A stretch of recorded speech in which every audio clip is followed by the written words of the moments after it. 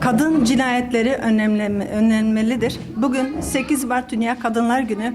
Bu vesileyle bizler de mazlumlar olarak bir basın açıklamasıyla bugüne katkı sunmayı düşündük. Geldiğiniz için teşekkür ediyorum. Ülkemizde yine 8 Mart vesilesiyle kadın haklarına yönelik ihlalleri konuşuyoruz. Söyledikleri ya da yaptıklarından dolayı değil, sırf kadın oldukları için baskıya uğrayan, şiddete maruz kalan, hak ve özgürlükleri kısıtlanan kadınlar. Tarih boyunca dünyanın birçok yerinde sırf dilinden, dininden, etnik kimliğinden, derisinin renginden dolayı baskı ve ayrımcılığa maruz kalan kadınlar.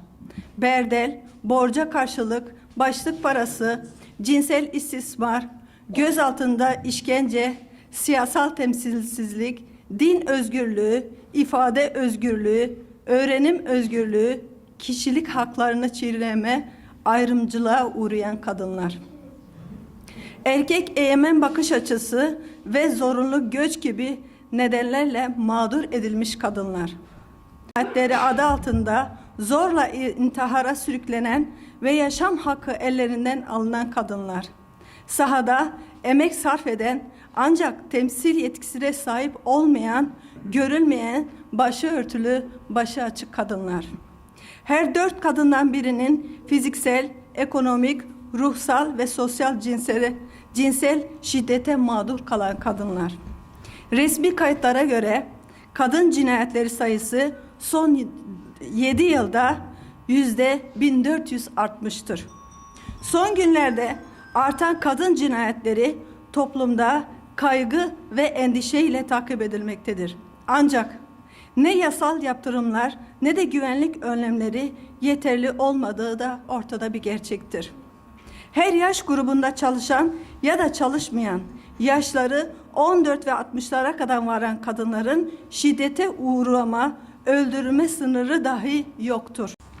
Cinayetlerin ve şiddetin bitmesi için toplumsal ve sosyal boyutları ele alınarak tüm duyarlı kesimlerin görüşlerine başvurulması gerekmektedir. Başta sosyal ve ekonomik sorunlar önleyerek Diyanet, müftülükler, vaiz ve vaizeler, baro, Aile ve Sosyal Politikalar Bakanlığı, siyasi partiler, sivil toplum kuruluşları ve hükümet hiç zaman kaybetmeden acilen gerekli tespitleri yaparak çözüm üretmelidir. Kadın cinayetlerine sadece mevcut yasalarla çözüm bulunamamıştır. Bu toplumsal bir sorundur. Aile mefhumu ve kadın yaşamını bitiren bir sorundur. Ve asla bekletilecek, ötelenecek bir sorun değildir. Öldürülen, şiddet gören her kadından başta hükümet olmak üzere tüm kesimler sorumludur ve vebali de ağırdır. Kadınların hak ihlallerine uğradıkları alanlar şüphesiz ülke genelinde yaşanan sorunlardan bağımsız değildir. Bu çerçevede en çok savaşlar, krizler ve otoriter rejimlerin olduğu zamanda ihlaller ne yazık ki artmaktadır. Eşit haklara sahip olmayı, üreten yapılarının bütünlüğünü görmeye, anlamaya ve bunları değiştirebilecek araçlar geliştirmeye de ihtiyacımız var. Bu haksızlığı önlemek ve ortadan kaldırmak da devletin sorumluluğundadır. Devlet, kadın haklarını güvence altına almakla yetinmemeleri, hakların yaşanılır olması için çaba sağlamalıdır. Son olarak Mazlum Der tüm Dünya Kadınları Günü'nü 8 Mart'ı kutluyor ve şiddetin, baskının, istismarın son bulmasını diliyoruz. Teşekkür ederim.